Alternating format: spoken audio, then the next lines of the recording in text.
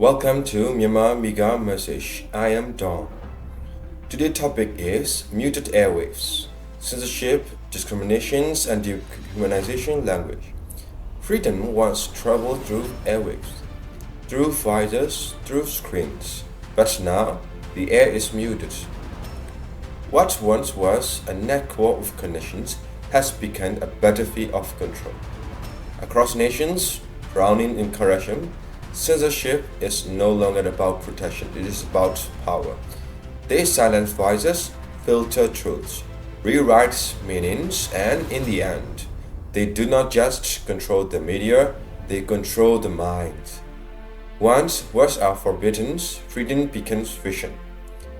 They begin by restricting social media, not with honesty, but with the fear disguised as law. Posts are monitored, accounts deleted, privacy invaded. Every silence is suspicious. They tell you it's for safety. They call it stability, but stability built on silence is a cage, not a peace. Every censored post is a stolen thought.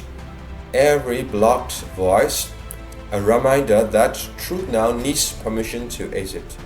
The internet, once the voice of the people, is now the mirror of authority. You speak only what they allow, and scroll only what they approve. Privacy, the final war between self and state, is no longer sacred. Every word typed, every call made, every click recorded, they say it is for security, but it is surveillance disguised as safety. In the names of protections, they watch, they listen, they learn your fears. And when they know what you fear, they know how to control you. A nation that controls privacy controls identity. Because once people start feeling safe to think, they stop thinking at all. And that, for the powerful, is the perfect victory. Once censorship and discrimination meet, humans begin to erode. They divide citizens by class, by belief, by speech, and convictions itself become illegal. Dehumanization's language as their weapons, they call it educated, rebellious. They call the poor ungrateful. They call the truth dangerous.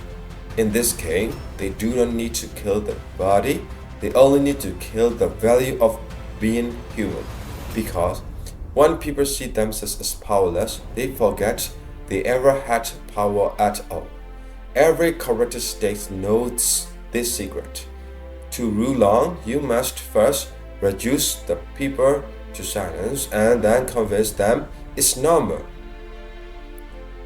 So the human resource drained. Once a country's greatest threat is its people. But when corruption deepens, that strength is drained. The youth are silenced, thinkers exiled, workers exploited. Education becomes obedience, talents become threat. They do not build a nation, they build a machine that runs on fear. And when humanity turns into results, and citizens becomes statists, the nation itself begins to die quietly, not from war, but from the slow decay of conscience. Muted airway, censor screens, control minds, this is how freedom fades. And yet, someone in the stated, the human voices stay whisper. It waits, patient and unbroken. Because no matter how loud the lines become, truth always finds a frequency. So remember this, we can never find justice in the world where criminal rights rules.